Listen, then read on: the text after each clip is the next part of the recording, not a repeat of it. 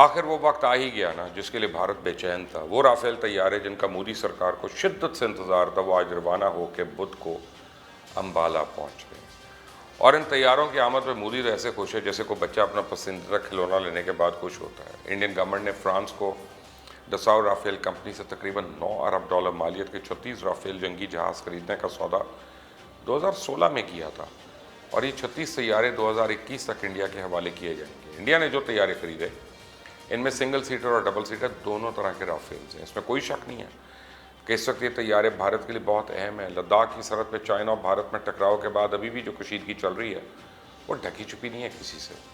پچھلے 45 سالوں میں دونوں ممالک کے درمیان یہ بدترین فوجی تنازع ہے، جس میں 20 ہندوستانی فوجی ہلاک بھی ہوئے۔ ان طیاروں کے حوالے سے ایک اہم بات یہ ہے کہ اس میں جو میزائل اور بم نصب ہیں ان کے اندر اپنے ہدف پر وار کرنے کی غیر معمولی صلاحیت ہے۔ اس کے علاوہ یہ بھی خبر ملی ہے کہ انڈیا رافیل طیاروں میں نصب کرنے کے لیے فرانس سے تباہ کن ہیمر میزائلز خریدنے کا بھی سودا کر رہا ہے۔ دراصل انڈیا میں اس وقت پاور ایمرجنسی کی صورتحال ہے، اور یہ سودا بھی بھارتی فوج ایمرجنسی پاور میں استعمال کے لیے نریندر مودی کی حکومت کی طرف سے دیے گئے خصوصی اختیارات کے تحت کر رہی ہے۔ ہیمر میزائلز جو ہیں ان کی خاص بات یہ ہے کہ یہ دور سے ہی بآسانی استعمال کیے جا سکتے ہیں اور 60 سے 70 کلومیٹر کے فاصلے پر بھی حملہ کرنے کے لیے استعمال ہوتے ہیں۔ اور مودی سرکار کی جانب سے کیے جانے والے ان انتظامات میں خاص بات تو یہ ہے کہ اب کی بار یہ سب تیاری پاکستان کے لیے نہیں بلکہ چائنا کے لیے کی جا رہی ہے۔ اب بھارت کی دشمنی کا مرکز ہمیشہ تو پاکستان رہا ہے، ایسے میں پھر دفاعی معاملات ہوں یا سیاسی، ہمیشہ ہی پاکستان مخالف بیانیے کو ہوا دے کر بھارت کی طرف سے خطے میں اپنی پوزیشن مضبوط کرنے اور خود کو ایک بڑی طاقت ثابت کرنے کی کوشش کی جاتی ہے۔ بھارت کے جتنے نیوکلیئر ویپن سے پہلے تو پاکستان کی طرف ان کا رخ ہوتا تھا، اب انہوں نے ان کا رخ موڑ کے چائنا کی طرف کر دیا اور اگنی میزائل بھی لانچ کر دیا جس کی 4000 کلومیٹر تک رینج ہے۔ اب اگر کوئی مس ایڈوینچر بھی ہوتا ہے تو بڑی خوفناک اور خونی جنگ کا سارا جو ہے نا یہ سامہ تیار ہو رہا ہے۔ یہی وجہ ہے کہ پاکستان کے ساتھ بھارت کی جھڑپیں بھی چلتی رہتی ہیں اور دونوں کے درمیان جنگیں بھی ہو چکی ہیں، لیکن اس کے باوجود بھارت پاکستان پہ کبھی بھی برتری حاصل نہیں کر سکا۔ تو اب یہ سوال بنتا ہے کہ اتنے ارب ڈالر خرچ کرنے اور رافیل طیارے حاصل کرنے کے بعد کیا بھارت کو چائنا پہ برتری حاصل ہو جائے گی؟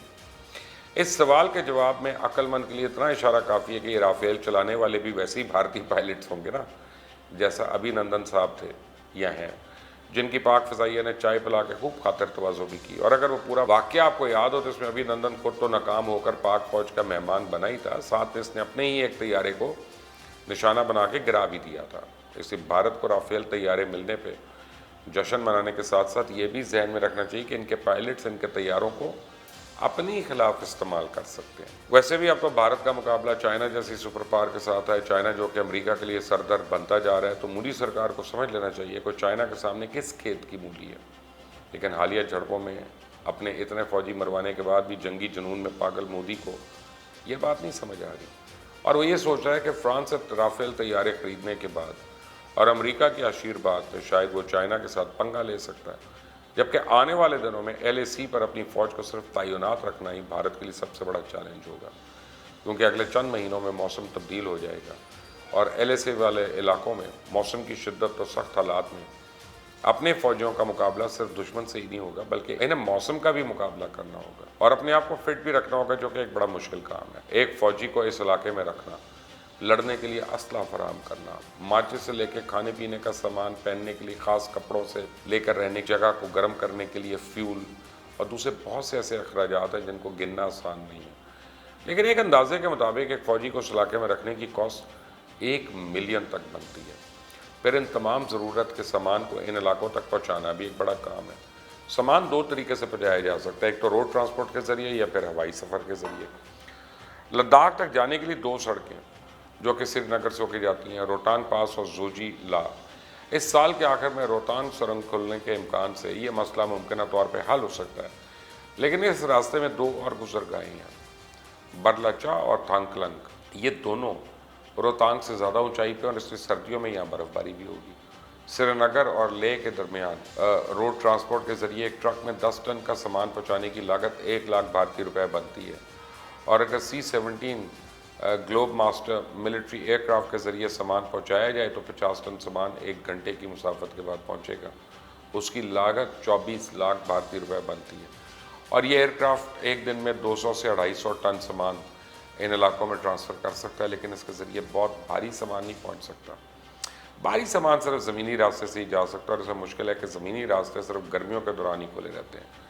اکتوبر نومبر سے لے کے مارچ اپریل تک یہ علاقے برف میں رہتے ہیں، اور یہاں تک کہ لے پہنچنے کے لیے بھی فوج کو ٹرکوں کے عمل کے لیے ٹرانزٹ پناہ گاہیں بنانی پڑتی ہیں، لیکن لے تک سامان لانا صرف پہلا سٹاپ ہے۔ اس سے آگے سامان ٹرانسفر کرنا اس سے بھی زیادہ مشکل کام ہے۔ جیسے جیسے وقت گزرے گا اس علاقے کا موسم اور شدید ہوتا جائے گا۔ فوج کچھ سامان لے جانے کے لیے مقامی لوگ اور کچروں کی مدد تو لیتی ہے۔ وہ گرمی کے مہینوں میں ہر دن 10 کلومیٹر کے فاصلے پر وہ پیدل سفر کرتے ہیں، اس کے بعد کچھ سامان کی ترسیل ممکن ہوتی ہے۔ معمول کے دنوں میں بھارتی آرمی اپریل مئی میں ایڈوانس ونٹر سٹاکنگ کا عمل شروع کر دیتی ہے۔ ہوائی جہاز عام طور پہ ہنگامی ضروریات کے لیے استعمال ہوتے ہیں۔ X-15 کو کے لیے تقریباً 2 لاکھ ٹن سپلائی، خوراک، ساز و سامان وغیرہ ٹرانسفر کیا جاتا ہے، اور اب جب LAC پر اضافی فوج تعینات کی گئی ہے تو تقریباً 3 لاکھ ٹن سامان کی ضرورت ہوگی۔ مطلب پہلے بھارتی فوج کو اضافی سامان خریدنا ہوگا، پھر اس کی ترسیل کا خرچہ برداشت کرنا ہوگا، جس سے مالی بوجھ اور زیادہ بڑھ جائے گا، اور ساتھ ہی وہاں جانے والے فوجیوں کی ٹریننگ بھی کرنی ہوگی تاکہ وہ سخت حالات کا مقابلہ بھی کر سکیں۔ Galwan valley, hot spring and Gogra post 14,000 foot سے زیادہ اونچائی پر ہے، جبکہ ڈیپسینگ پلینز کی بلندی 17,000 فٹ سے بھی زیادہ ہے۔ اس طرح کی اونچائیوں کے لیے فوج کو خصوصی لباس اور SCME کے سیٹ، جن میں رسیاں، خصوصی ہیلمٹ، برف کے جوتے، جیکٹس وغیرہ شامل ہیں، وہ بھی فراہم کرنی ہوں گی۔ سیاچین میں تعینات ہر فوجی کو 2 سیٹس دیے جاتے ہیں، اور صرف ایک سیٹ کی قیمت 2 لاکھ بھارتی روپے ہے۔ اس سال فروری میں انڈین پارلیمنٹ میں پہلے اس مسئلے کو اٹھایا گیا تھا کہ بھارتی فوج میں اونچائی والے لباس اور مختلف ساز و سامان کی شدید قلت ہے۔ اب اگر بھارت نے چائنا سے مقابلہ کرنا ہی ہے تو اس کے لیے انہیں تقریباً 30,000 فوجیوں کو ان علاقوں میں منتقل کرنا ہوگا، اور 5,000 فوجیوں کو ریزرو میں رکھنا ہوگا۔ ان علاقوں میں فوج کو باری باری گروپس کی شکل میں بھیجا جاتا ہے۔ سری نگر سے لے اور واپس آنے کے باری کا وقت 20 سے 15 دن ہوتا ہے۔ روہتانگ کے پاس سے اس میں اور بھی زیادہ وقت لگتا ہے۔ مودی نے رافیل طیارے تو حاصل کر لی ہیں، لیکن بات صرف طیاروں سے نہیں بنتی۔ فضائیہ کے ساتھ ساتھ زمینی فوج بہت اہم ہے، جو ایک بار پہلے ہی چائنا کے ہاتھوں مار کھا چکی ہے، اور اب اگر ان کی تعداد نہ بڑھائی گئی اور تمام اسلحہ اور ساز و سامان نہ مہیا کیا گیا تو آنے والے مہینوں میں بھارت کا چائنا سے مقابلہ کرنا تقریباً ناممکن ہوگا، اور یہ سب فراہم کرنا بھارت کی وبا زدہ گرتی ہوئی معیشت پہ ایک بہت بڑا بوجھ ہے۔ اب دیکھنا یہ ہے کہ مودی اپنے جنگی جنون کو پورا کرنے کے لیے اپنی معیشت اور فوج کو کیسے سنبھالے گا، یا پھر چائنا کے سامنے گھٹنے ٹیکے گا۔ آنے والا وقت بتائے گا۔ آپ دیکھ رہے ہیں مبشر لقمان یوٹیوب چینل۔ میرا نام مبشر لقمان ہے۔ اللہ حافظ۔